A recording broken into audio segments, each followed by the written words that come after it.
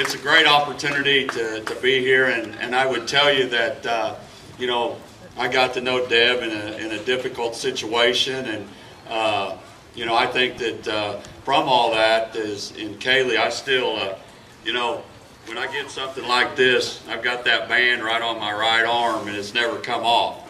And not when I shower, not when I do anything. And so it's one of those things where, you know, through a tremendous tragedy, I got an opportunity to meet Deb, and I think that it inspired me to do more and learn more and so forth. And because, you know, Rebecca and I weren't educated at all for over 9 to 10 years until we found the right person to help out, and that credit goes to my wife. But it's a great privilege to come here and through tragedies of young people, and I travel all over the country.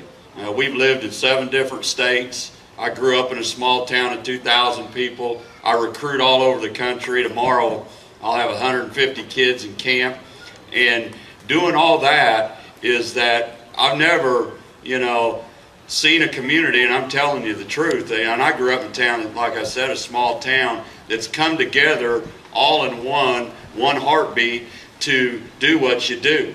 And if we get our football team to do that, we'd be really successful. And so it's neat to see people here that care, and you care about one another. And then what you're doing on top of that, you're giving back. And you know, that's how I was raised. You give back to people and take care of each other. So what you're doing for other people is incredible. And your participation and all the things that you've done, you'll be able to sleep good tonight now. I mean, when you lay your head on the pillow, you'll feel very good. And with that being said, you know, Deb's right about one thing, and Rebecca and I talk about all the time. We've been married 32 years,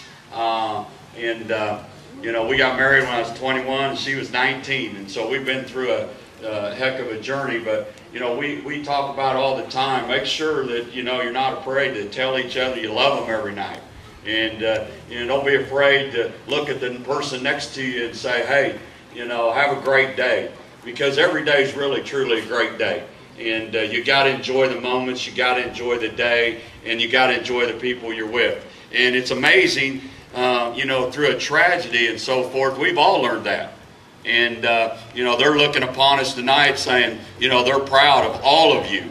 And so I'm glad to be a part of it.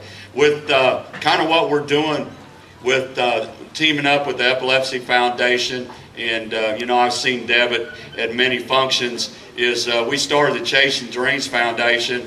And what it does, we have a camp that we're a part of, Camp Oz, and Camp Oz is something that's special to Rebecca and I. It's an unbelievable camp where kids come from all over. They come to camp. They all have epilepsy. You know, there's doctors available, and those kids have a great time. You know, I walk into that thing and I see those kids and families.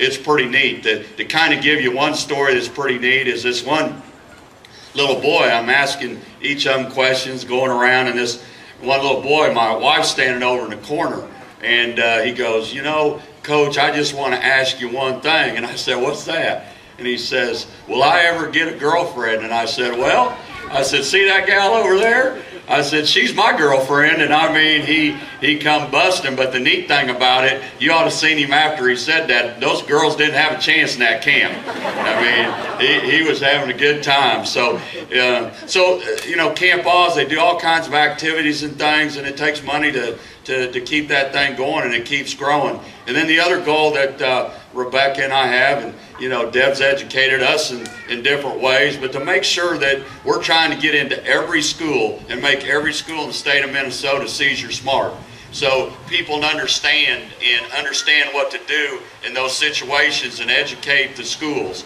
And so, you know, that's the mission we have, and we're excited about it, and we appreciate Deb and all of you for contributing to it. I want to make sure you knew what you're contributing to.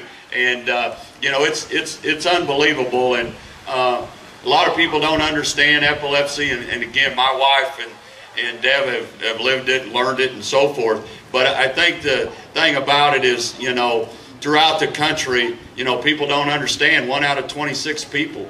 And, you know, that's pretty amazing, and a lot of people don't know about it. So our job, we feel like, is to educate people and keep moving forward. And, you know, that's what we're going to do. But, you know, it's like I said, you know, you drive up here and you get out and you see people rally. It makes me feel good. It makes me feel good. And I tell people all the time, I said, just like tonight, we got a thing going on. We got camp. We got recruits and all that. And they said, "Where are you going, Coach?" I said, "Sleepy Eye, Minnesota." And so you'll never forget that name.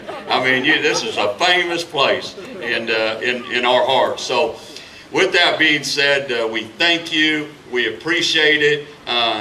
You know, we appreciate the opportunity to be here. And my wife standing over there is that you got to give me a little bit of credit, because I look like I'm about 70, and she looks like she's about 30. She's a pretty good-looking gal now. I did good. And she's a lot smarter than me, too. So, you know, that's how I got the job. They weren't going to hire me. They seen her. I got hired. You know, so she's been kind of guiding me my whole life. So, and she's my best friend. She is my life. And I don't apologize that to anybody. I mean, she's my girl, and she's been great to me, and she's done a great job with our children and so forth. So she's special, and that's why we kind of travel along together. And when I was a period of time where I couldn't drive, she's driven me a lot of places, her and Dan O'Brien from our university. So with that, I know that Dad wanted me to talk a little bit about the Gophers and football and so forth. And you know, we were fortunate last year. We had a great year. We were able to capture the Little Brown Jug, which, you know, I think the state was excited about. And we also we handled Iowa pretty good, and that was a huge win for us. And then we also, you know, went to Nebraska and beat Nebraska back to back, and that hadn't happened in about 50 years. So. And then we got to go to January 1st Bowl, and I don't think we've been since 1967. So, you know, our program is going forward. We're moving it forward. We're doing it because we've got good kids. And, you know, they're working hard, and you're only as good as your players. And I appreciate everything they've done. And, you know, kind of where they came off the bowl game is they've worked very hard. We have a tremendous schedule. Certainly we'd love to have you come out if you get the opportunity. We open up with TCU, and they'll be the #2 team in the country. We play Ohio State. They're the #1 team in the country, or will be. So we've got a great schedule. You know, and our kids know that. And playing TCU on prime time, opening day of college football, is that motivates you to be a little better. And so they've worked hard in the off season. We had a good spring, and our freshmen come in here in a week, and we're excited about them adding to the talent that we have. And then we're recruiting, and we're, you know, I can't say a whole lot about that, but right now we've had a lot of success in Minnesota to this point. And then you know, we're doing it this weekend. We've got about 150 seniors that are on campus. So we're working hard. The kids are working hard, and we look forward to moving the program forward. And it's great to see, you know, our state. When I first got here, you didn't see a lot of University of Minnesota in football. Now I go everywhere I go, they're talking about it, and I think they're excited. And at the end of the day, it's your team, and you know, we look forward to this season, and we got good kids, and you know, we'd love to have you come out to a game. So with that being said, I'll turn it back over to Deb, and I would tell you, I wouldn't be here, and I wouldn't have had the opportunity to be here. It's unfortunate. It's been through a tragedy, and meeting Deb at the right time, and I can tell you she's working hard. We were at an event, was it a year ago, where we had all the people throughout the country that was in Minneapolis and Minnesota. We were together, and a lot of young people that had lost their children to epilepsy, and then we had people from all over the world there, and I was fortunate to meet a few. I even got invited they'd take care of my trip to Australia. Unfortunately, it's during football, so I don't get to do that. But there's a lot of good work going on out there, and through the awareness, and you know, Deb's been a part of it. So again, God bless you all for what you do, and really appreciate it, and keep doing it, because you're special, because it ain't happening everywhere else in the country, I can tell you. And if our country could figure it out and get close like this, it'd be pretty special, wouldn't it? You know, and so give yourselves a lot of credit, and you're probably wore out. It sounds like there's been a lot of things going on, a little 3-on-3 and running. And believe it or not, a long time ago, I grew up in the state of Kansas, a basketball state. I was a pretty good point guard at one time, so I should have got out here earlier, because I can still shoot it, believe it or not. So you all take care now.